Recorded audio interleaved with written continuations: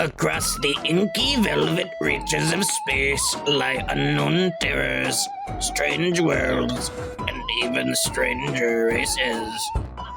There are beings that stretch the very fabric of reality. Beings like the Woolies, whose unbridled lust for yarn is legendary across the galaxies.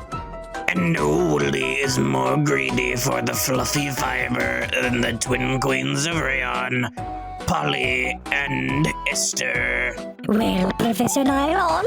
Have you found a new planet to plunder, wonderful wool? Yes, your embroidered highnesses.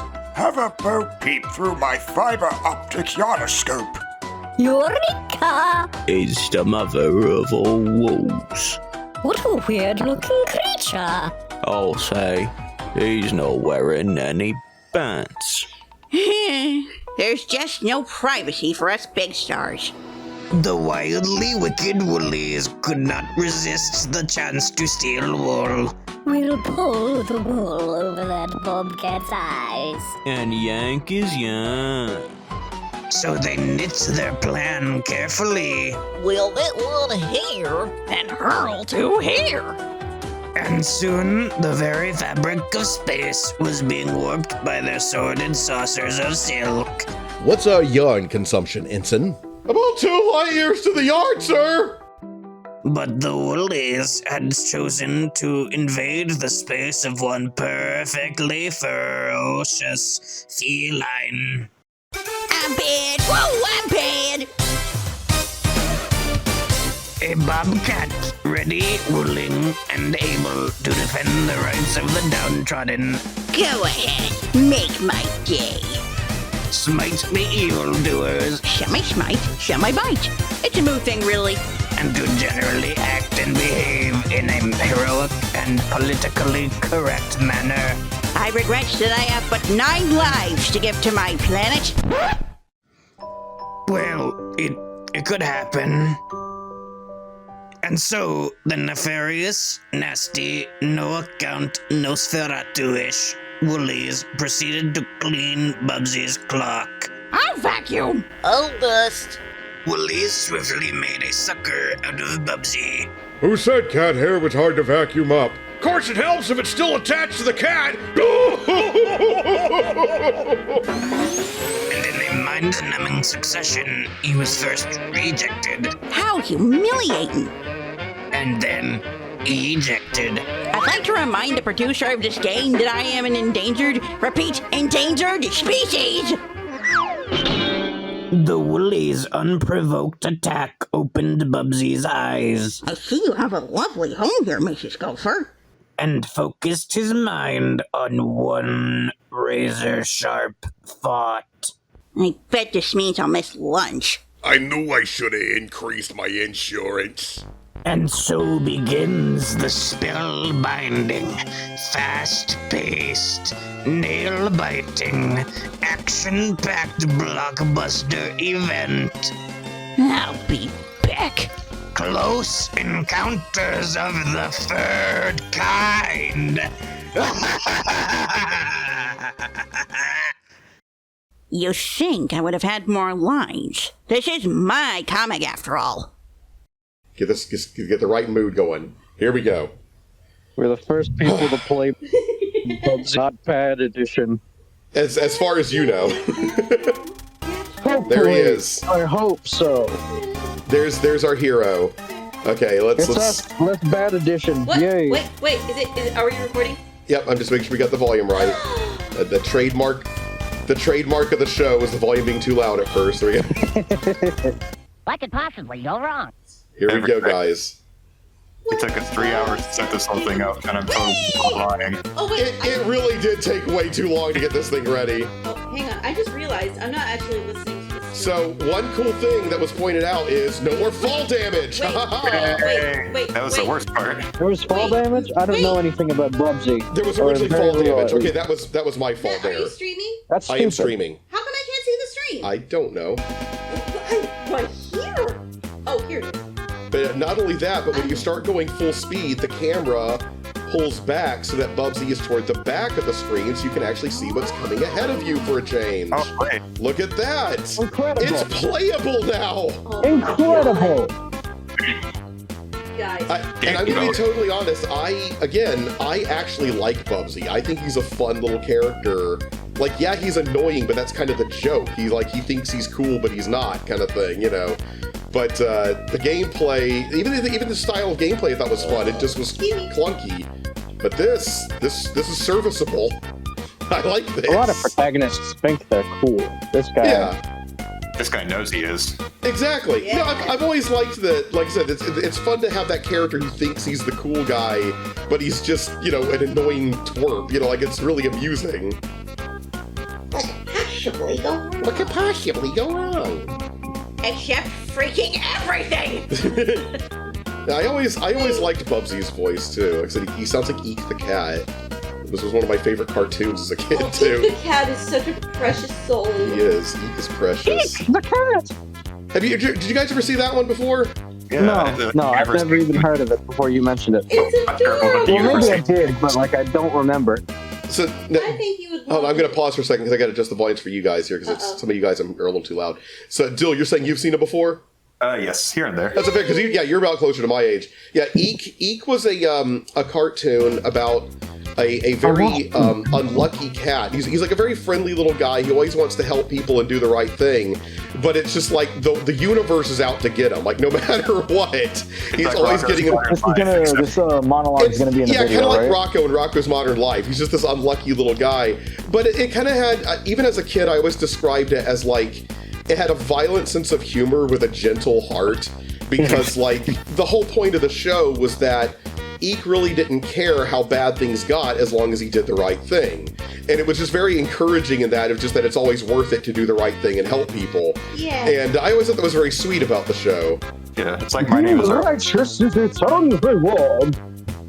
like what now? My Name is Earl, if anybody's ever seen that. Kind of like My Name is Earl. Actually, I remember seeing in an interview with Bill Kopp, who was one of the co-creators of it, and he said that part of the show's inspiration was actually Charlie Chaplin movies. Because Charlie Chaplin's movies are often like that too, where he plays a character who's trying to help someone else. Sorry, he plays a down on his luck character who's trying to help someone else out who's down on their luck. And you always get a happy ending. Yeah, you always get a happy ending for whoever the tramp is trying to help, but the tramp himself always ends up back on the street, down on his luck. Yeah, he's like, at least I did something good. Exactly, and it usually ends with Charlie's character just kind of shrugging and then kind of happily walking away and whistling because he's like, well, at least I did the right thing, I love those reactions. I like that. Ramping it up. Yeah. See, that's what I'm saying. I always loved Bubsy for the silly animation and stuff like that. It felt very much like an interactive cartoon show. Which I guess technically video games are in general just interactive cartoons, but Yeah. this one really felt like it. Yeah, it looks like a cartoon. Yeah. Kinda. I mean, it is a cartoon. I was saying, if you really consider It is all a cartoon. video games are interactive cartoons. They're animated and you interact with them. So Yeah. Well, I wouldn't some of them aren't cartoons. I wouldn't call them a cartoon is any sort of animated entertainment. Yeah. Is it really? I always thought that it was a specific it's not a stylistic. It's not a stylistic thing. It's Same just with anime. Anime is just a cartoon. Anime is still like cartoon. Anime is just I know that's a cartoon, but even 3D stuff is that's still considered a cartoon. It's just animation is considered a cartoon. Yep. Stop motion is also considered a cartoon. So I don't think that's true. What's that? Oh, drat! I asked for that one. But yeah, no, any kind of. I think that there's that weird in between state when it comes to puppetry. People are like, does that count as a cartoon or is that something different? I wouldn't imagine so because it's not animated. You're just putting your hand inside of a thing. Yeah, I remember that they were. That's just a form Why of did he acting. just die? I got hit on the head. Yeah, I thought this was supposed to be the less bad. No, that's still my fault. I got hit on the head. I got hit on the head by the manhole cover. Oh. Yeah, it knocked him out. The manhole cover hit you on the head, and that's why he died? Yeah, it knocks him out. Yeah, Kills him. manhole I cover didn't hit you see on the anything. head. I was just saying, I think it'd kill me. That would be pretty. I didn't see any of that. I just noticed that you stepped in the water and then you fell back and died. Yeah, the manhole cover came up and bonked me on the head there. Where the heck did it come from? There was like a manhole cover, like I went into like that little sewer area, and there was like another manhole cover down there, and like it kept popping up and down off of the hole. Oh, It's like, yes. Yeah. Yes. Yes. that's a lot of yarn balls. That's right.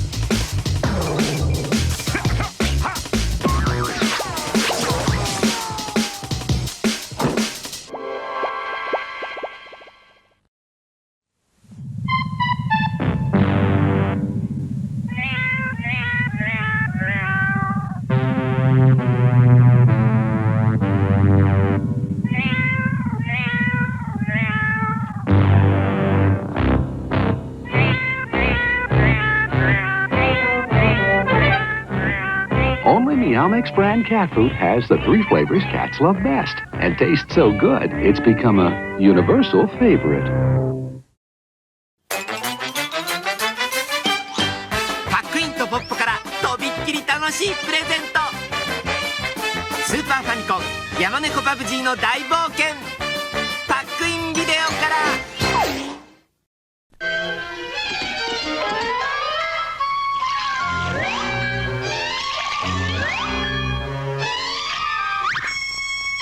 Hey Matt. Yes, Jaz. So I'm Where the not. heck I'm is not. he getting all? So you guys don't get a screenshot of what I'm working on right now. But Matt, That title card is glorious. You guys are gonna love it. It's really good. Oh boy, I can't wait.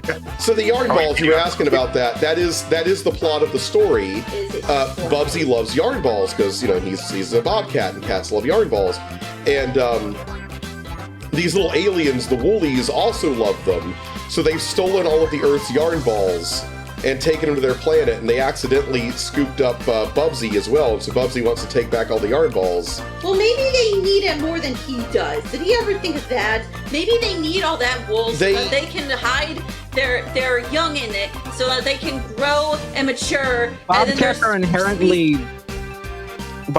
inherently selfish creatures. You don't know what you're talking about. That is true. They eat the yarn like spaghetti. I used to think that one of the cats I owned was part bobcat, but then I was told by someone at a reserve, like an animal reserve, like I don't think that's possible. And so I felt pretty stupid for that. Was it because he was an inherently selfish cat? Yes. Okay. Selfish. I mean, he actually wasn't. He just had features that made me think of a bobcat. I did feel pretty stupid. I would argue that not all cats are inherently selfish because when obviously.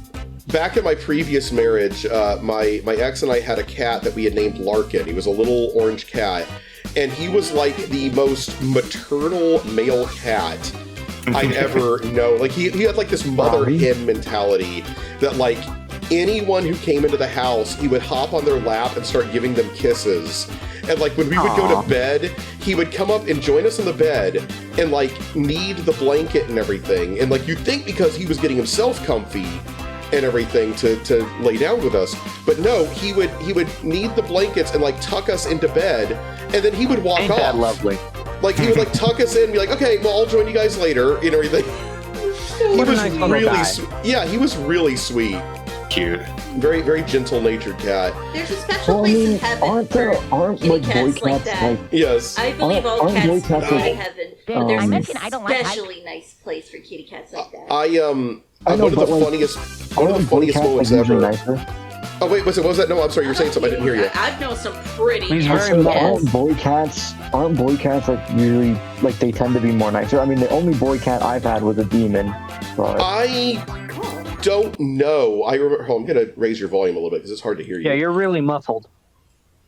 Yeah, Yeah, that's because I'm not trying to be loud. He's trying to be nice for his family, like a jerk. Well, yeah, but like your voice is unclear, is what I'm saying. Yeah, the quality. Your mom is unclear. No, I mean like it's like you have your mic tucked away somewhere that would make your voice less easy to understand. He swallowed the mic to make it. Put it up his colon. Me when I give Squire a logical reason for something and he completely ignores me. Oh my god. I think he put it up his That's the only time I actually get pissed off by Squire is when I tell him something logical and he ignores me. So I gotta tell you guys, this. Well, now this, you sound clear. You're actually getting to appear. I was like, you're actually getting to appear on the channel before your proper debut episodes because this one's getting rushed out because that's how important this is. So Yeah. You're pretty. no one, you were very impatient for your debut episode, so here it is. I hope it's everything you dreamed of. Yeah. We'll cut out his audio so it just sounds like we're talking to an imaginary friend. You should just cut out because this is not our debut episode, so you just have to cut us all out. Cut Dill, cut Squire, cut me. Right now is just so horrifying. What's that? The way I'm drawing Bubsy right now is so horrifying. Oh boy! Oh, no, are you drawing him like a cat? He looks like he's got rabies or something. It's beautiful. Hang on. Title cards. There we go. I'm sitting it there. Oh my god. I like this little secret. I like the little secret agent music when he wears his invisibility shirt. That's fun. Hey, quit trying to eat the birds that are flying over your head. He was trying to swat him away. No, they're his guardian angels. He can't do They're that. his guardian angels. Yeah. So I was talking about our cat. One of the things that was one of the funniest moments ever with him though was we ended up getting a Chihuahua puppy as well. And we were like, okay, well, let's see how well Larkin interacts with him. And Larkin loved him. Like he was very much like, this is my baby now, and he is precious to me. But when he first saw him, he didn't know what to make of him. And we lived in a house where like all the floors were tile. So he's sitting there on the floor, and like the puppy comes up to him, and he's hopping around, and Larkin doesn't know what to make of him, so he kind of bats at him like a toy or whatever. And because the floors were slippery tile, like one little gentle pop with his paw, and the dog just goes sliding across the room. And Larkin looked at us with these huge eyes like, what have I done? I didn't know that would happen. It was really funny. Oh, I don't think you ever told me that story. That's really cute. I mentioned I don't like heights. Bubsy has no durability, huh? Well, most attacks are one-shot kills, but evidently in this one, they did change it. So some attacks are going to be, they won't immediately kill you, but they will like take some of your yarn balls away. So I haven't gotten. I guess it's like the little minor shots, like running into an enemy will be an immediate kill or whatever. Yeah. Noah is mumbling into the ether. They also made it easier to get extra lives in this version, so it's not too bad because, yes, you're losing lots of lives, but you've got plenty to lose, so... Matthew. Yeah, Noah, you're not... Oh my god, I have a question! I can hear you. Guys, Noah has a question! What is that? Noah, I'm sorry, you're fading into the ether again. Very important question. Yeah, what? Is Kitty related to Bubsy? I don't know. No. We need to have Kitty around to ask, yeah. God, I'm assuming a cat is related to another cat. Than I mean, that is assuming that all cats look the same. That is kind of racist. It is racist. Yeah. Exactly. That's the point. Kind of racist, yeah. He's got species splendid. Yeah. Yeah, Noah, you're racist I'm now. specious. I'm specious. We gotta gotta have Kitty join in again sometime. Kitty's fun. Keeps calling me a reindeer. Yeah, you're not a deer. I'm It's really literally giving got a the great bunny ears and first everything. impression. I really You am. cannot keep calling Dill Bun. He's a jackalope. Yeah. He's got the bun ears and the bun horns. The bun horns. Bun horns. That's it. I don't know. It's like a less cool looking one from Odd Squad. Oh, I remember. Oh my gosh, I haven't seen that show in ages. It's amazing. I remember watching that show on occasion with my kids. That show was great. Yeah, that was like a PBS Kids show, whatever. Yeah. I remember watching it on occasion with my kids. Oh, poop! Oh no! A bridge too short. Eat my Oh, shorts. Bubsy, you're hilarious. No, he goes, more like a beer. Sorry, more like a bridge too short. Because Bubsy's hilarious. Even though, admittedly, that line doesn't make sense because the title of this stage is A Bridge Too Fur, which is a play on A Bridge Too Far. But because it's not saying far, for him to say it's too short doesn't make sense. Yeah, it doesn't. This time cat puns is just a speech impediment. What was that? Oh, his puns are a speech impediment. I'm just gonna say, Bubsy makes me angry. Does he really? I don't know why. He just does. Well, you love it when Squire and I make crappy puns. What's so bad about Bubsy's puns? Because he's full of himself. What about, no wait, hold He's on. a little twerp. No, wait a minute. You also like the game Skullgirls, and you think that Miss Fortune's puns are funny, and she's really full of herself, too. I actually can't remember Miss Fortune. Miss Fortune, again, she's the cat. She's Oh. the cat person, and she also makes lots of cat puns. I can't remember her very well. Maybe if I see her... She can like pull herself apart and everything, yeah. Bubsy's That's the different. one I'm actually friends with. I haven't had the chance to speak with him for a while, but I'm friends with one of the guys who was one of the animators on the game. And I remember asking him if Miss Fortune's like character was somewhat inspired by Felix the cat. And he asked why. He was like, what's the similarity there? But I said, well, part of her gimmick is she can pull herself apart. And the Felix cartoons, he'll pop his tail off and use like a baseball bat, or he'll pop off his leg and use it like a crowbar or something like that. And he was like, oh yeah, it's like, I forgot about that. He's like, I'll have to ask Mike Z about that or whatever. And then of course Mike Z got kicked off his own project because apparently he was a creep to everyone. So. Dang. Yeah. That's how the cookie crumbles. Yeah. They need to bring back Felix, honestly. Well, maybe They do. Did you guys ever see the Felix the Cat cartoon in the 90s? The Twisted Tales of Felix yes, the Cat? that was a wild one. I love that one. That's actually my favorite incarnation of Felix. I wasn't sure how to feel about it back in the 90s when it came out. Like, I liked it. Was like, I don't know, this feels like it's not quite in the right, tone for Felix. But a few years back, I started looking up stuff about the show, and it was really interesting. It was like a huge labor of love from like everyone involved on it. Wasn't it made by John, Oriolo's son or something like that? Yeah, he was involved in they wanted people who were involved even in the original 1920s and 30s cartoons, but of course they weren't alive anymore. So they got the children and grandchildren of those people involved and everything. It was really interesting how they did it. By the second season, there was a lot of infighting. Crap. There was a lot of infighting because, Joe Oriolo's son was really full of himself and demanded that the show always had to be a certain way. It's the second season has a very passive-aggressive air to it because of that. But to be fair, it actually makes the second season really funny in its own way. Of course, because it's passive aggressive. That's your favorite. Because the thing is, he really wanted the show to be pretty much nothing but crap. Anyway, nothing but crap. Nothing but references to the 60s cartoon, and everyone involved was like, yeah, but Felix didn't start in the 60s. We want to do tributes to all of his stuff. And he was like, well, my dad did the 60s one, and it needs to be the 60s one. And he made a rock version of the 60s theme that he demanded be used. It didn't get used, but I've heard it. It's actually not too bad. But they were all they basically got all irritated at him, and it led to some really funny jokes where they kind of reference the original series, or the 60s series, but in kind of this annoyed way, it's something that Felix would rather not remember. Hey, whatever pulls your hair back. Like the 60s Remember theme. the 60s, you weren't really there. Exactly. The 60s theme, for instance, would go Felix the Cat, the wonderful, wonderful cat. And there's like one part where like the phone rings like middle of the night or early in the morning and wakes Felix up. And he goes and answers the phone and in the most tired, annoyed tone goes, Felix the Cat, the wonderful, wonderful cat, what do you want?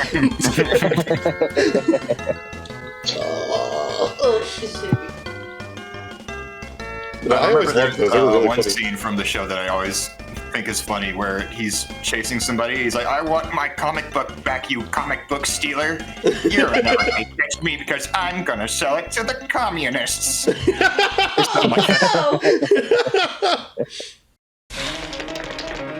I want my priceless 1925 first edition Felix the Cat comic book, you comic book stealer! You'll never see it again, because I'm gonna sell it to a communist country!